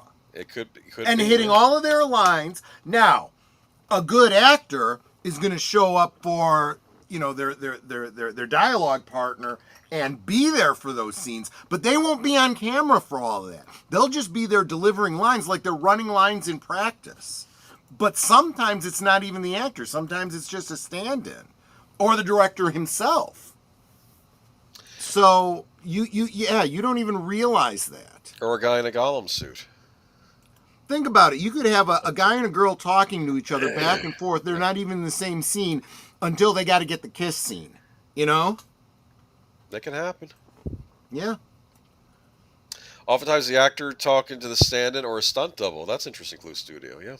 No, yeah, it's exactly right. Well, like I said, my buddy Dale actually got to be the stand-in. He got to stand across from Joe Pesci for some of his lines.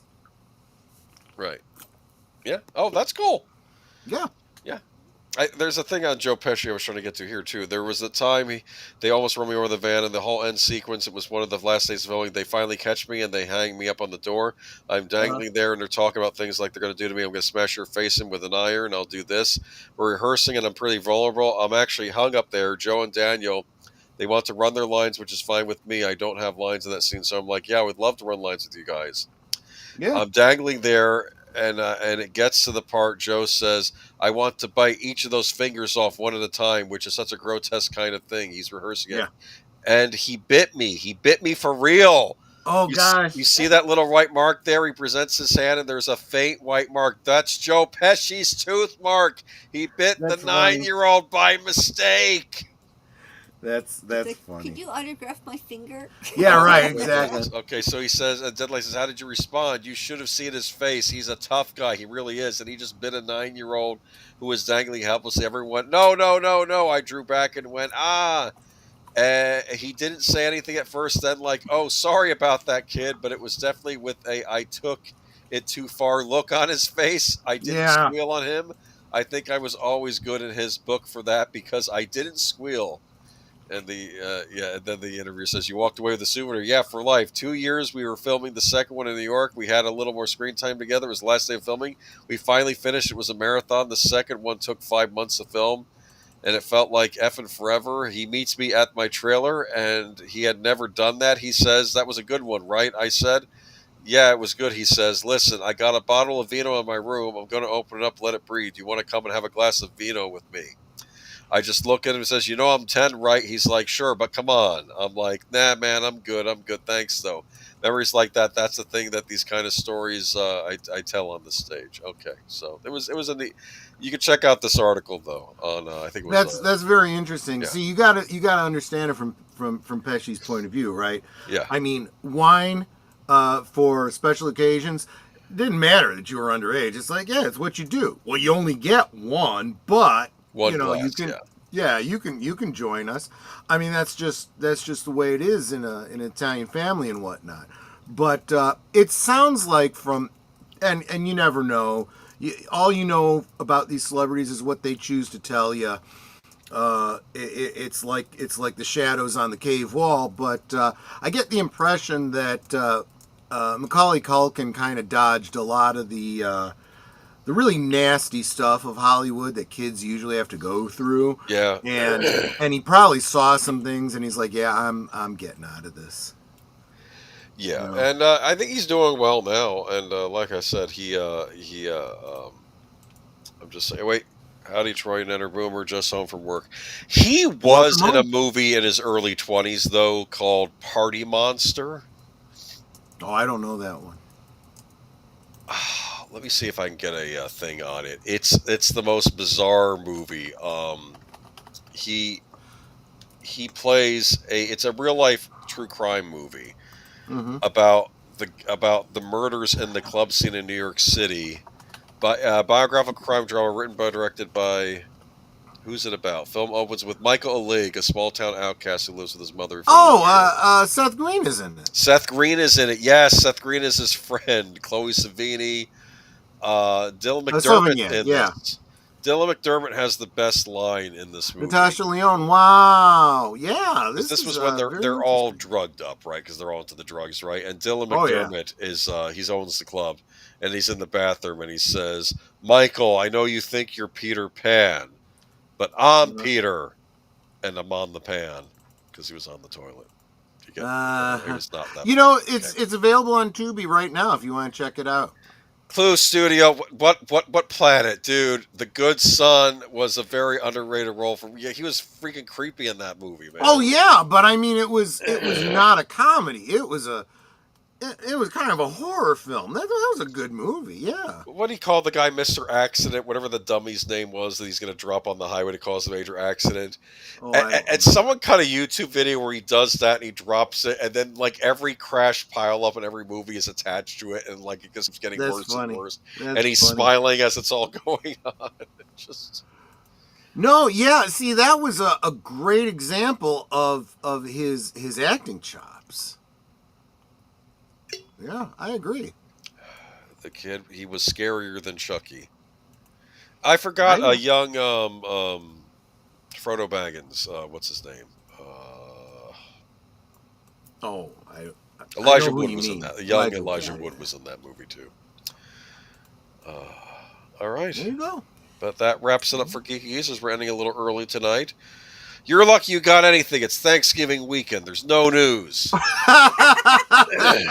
I was We got scraping lots this of week, man. snow. Yeah, it No was snow in fine. I mean, Florida. there was some articles I could have grabbed, and I was like, I had to wear a fall jacket this Friday. It was horrible. oh, see, I like this weather. I like when it gets cooler and I can wear a nice jacket. Well, I wear a hat all the time, but it's But just. yeah, I don't know. Turrican Uh, collection for the Evercade, huh? yeah. No deleted scenes. Oh, I forgot to ask you deleted scenes. Yeah, are you having anything tonight? If not, that's okay. But I heard Party Monster is pretty effed up based on a real story. I loved Party Monster. I'm sorry. It's a messed up story. He plays a deplorable character in it, but I still found him funny in that movie. And for whatever reason, I think it was a role only Macaulay Culkin could play. So Well, it's and like the last adult role I saw him in, yeah. I'm looking at it now, and I'm seeing, he's in like some kind of makeup or whatever. I'm like, there was a time he would have made a good Joker. Yeah, he's all over the place with his sexual proclivities and that. At first, I think he's gay in the movie, but then he Uh, gets a girlfriend toward the end. I yeah. almost argued he's like Caligula. That's what he was reminding me of in this Oh movie. yeah. Okay, and his personality and stuff. Just you could have played the Joker. Yeah, I mean, yeah. I mean, let's see though. No reserved seats this weekend. Tentatively scheduled to return on December 7th. Well, it is Thanksgiving. That's fair. Did you have we had a good Thanksgiving, right? Oh yeah, absolutely did. Well, we had a great little marathon over here, starting with Liquid Lunch. We went and did a whole bunch of movies. A couple of them I had never seen before, which I really liked. A couple of old favorites that were nice to revisit. Do you know what I watched on Thanksgiving? I hadn't seen it in years. Mr. Magoo's A Christmas Carol. Oh Oh wow, yeah, wow. yeah, I Have you remember seen that that. in a while? Not in a while. I That have it on DVD. that could not be made today. The whole beginning of it, he's driving to the theater and he's driving on the wrong side of the road, and then he's stepping in front of cars because he's nearsighted, right? Or like, Right. yeah, and He's like he's legally blind. Yeah. they would not be able to do that now. People would get offended. They say you're making fun of the blind. Oh gosh. Oh please. Yeah. Oh, And then you're the kid excited. and then the kid was saying the Tiny Tim kept talking about razzleberry dressing. And I'm like, what is razzleberry dressing? Razzleberry is not a word. And I'm thinking about this. And I find out later on, oh, no, wait, it actually is a thing. Apparently, razzleberry is a combination of blackberries and raspberries. Wow. And I'm looking at it right now. The perfect raspberry pie. That looks good. I believe that's what it Speaking of is, right? pies, Blackberries and I made one tonight. That's right. We haven't cut into it yet, but I made an apple cranberry pie, specifically a Max Miller pie. So Yeah. I'm gonna have to see how it turned out. So razzleberry is a true thing. Yep. And you can try your cranberry apple pie. Magoo's Tiny Tim is so cute. He's a little too cute. He's like you can't hate on Tiny Tim in that movie like the others. Yeah. I'm joking. You're not supposed to hate on Tiny Tim. Magoo's. Yeah. Exactly. Ah, Anyway, all right. so Yes. so what do we got? The next thing that I got coming up is we're back to the work week. So Liquid Lunch Monday and every weekday at noon Central. You got a topic for tomorrow? I don't know. Usually on Mondays it's Monday musing, so it's whatever's on my mind when I wake up on Monday, and it's just like something I feel like talking about, and then we hit it. Cool. Tuesday is Thoughtful Tuesday. I want to hear from the Martini Gallery what you guys are thinking about, what you guys would like to talk about or hear my opinions about. Wednesday is, of course, WTF Wednesday. Something that I just want to rant about, or something I just saw on that Park Place, or something that I'm like, WTF, And then he gets loud. And I do tend to get loud on Wednesdays. Thursday, of course, Thankful Thursday. There's always something to be thankful for.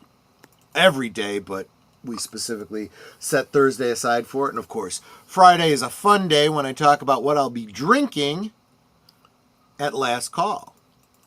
Which this week, Boomer and I still need to talk about what we're going to do. We will do that haven't after the decided yet. stream. Yeah, we're going to start planning these out, man, because it's We Christmas time. So I don't know. Maybe It some is. Themed, It is. themed weeks coming ahead, huh? We got to work around the holidays and stuff. There will be. I am not taking time off for the holidays. I didn't do it for Thanksgiving. I won't do it for Christmas. If you are not with family, well, you can be with family right here. But even if you are with family, go ahead and open up your laptop or bring us up on the big screen and, let your family know about the show. But anyway. Christmas is on a Thursday this year. It is. It Good. is. So, Monday night, for all my members, that includes you, Aged Boomer, and, as of tomorrow, it won't be Netter, but Netter's still my co-host. Netter's still my co-host. Yes. We will be watching The Big Chill. That was the movie you guys chose, so that's the movie we will be That's watching. a classic. Yeah. I don't think I've ever seen it. It's been years since I've Like seen Jeff it. Goldblum, he's in it. Yeah, like everybody's in it. Glenn Everybody's in Close it, yes. I mean, I can't even remember who all's in it. There's a lot of people in it. And then, of course, Tuesday at 9 Central, 10 Eastern, The Adventures of Sherlock Holmes, the Granada series with Jeremy Brett, the Solitary Cyclist. Victorian girl's getting stalked by a guy on a bike and goes to Sherlock Holmes to find out what this guy's all about. So, this day and age, we would just simply stop and go, hey, what's your problem, eh? Right. Well, even back in that day and age, it was a little bit different in England. It was a little bit more like it is here. She might very well have had a little pew-pew in her muff, just in case something happened. But Interesting. so yeah, that's of course Tuesday. Thursday, Netter's got a couple things going on. Yes, I do. Starting at 8 Central, 9 Eastern, we'll be having the members-only trivia night. So that'll last about an hour. If you would like to join us for the members-only trivia night, well, you gotta become a member. It's a mere $2.99. For some reason, I'm $1 more than Troy. He says I'm worth it. Yeah, she's definitely worth the extra $1. Yeah, for sure. And so we will be having trivia night for the members. And then right after that at 9 Central, 10 Eastern, we'll be having Thursday Things. If we're on a roll, I might just kind of continue it into Thursday Things, but then let everyone else join. I don't know. Yeah, Oh. we'll figure it out. I guess I can ask everybody when we're doing the trivia for the members. It's like, how do you feel about continuing on and letting other people play? Yeah, that could be because I too. don't have a guest right now, so Good idea. we're just playing it by ear. And the whole point is to have fun. Robert's Infinite Realm says, dude, I work on your daily streams, so I always miss them. Well, you got to take lunch, right? That's the whole idea. Even if you're at work, depending on what your lunch schedule is like, you can join me for a liquid lunch. And if you but miss if one, you you can always listen to it later and leave a comment. Exactly. Nothing says you can't, tune in later and leave a comment. That is equally encouraging to me. And then this Saturday, Netter, what's the? The movie's it's Big over Al. on Big Al's channel. We got to see lasers on mine. Yes, we did, and I'm forgetting what movie Big Al said was coming up this week. It's a Christmas movie. Isn't it not a Christmas movie, that one that we're always talking about? We say it's a Christmas movie. He says No, he's one movie? already done Die Hard and Lethal Weapon. Oh, okay, never mind then. But Big Al, if you're still there, let us know. Is this the week for Scrooge, or is it the following week? In 2 weeks. Let me know. Oh yes, Trading Places. That's right. It is a Christmas movie. That's right. And Jamie Lee Curtis at her best. Doubly so. Yes, absolutely. Long Kiss Goodbye is a Christmas movie. Yeah. Technically, There yes, you go. it is. Yes. There you go. So that's the week in review, guys. That's all I got. Yeah, I'm done too. But like I said, keep sticking with it. We'll be at it again before long. Absolutely. Maybe Okay. maybe the water cell will finally go through. There we go. Have a good week, everybody. Take care. Bye-bye. Good night.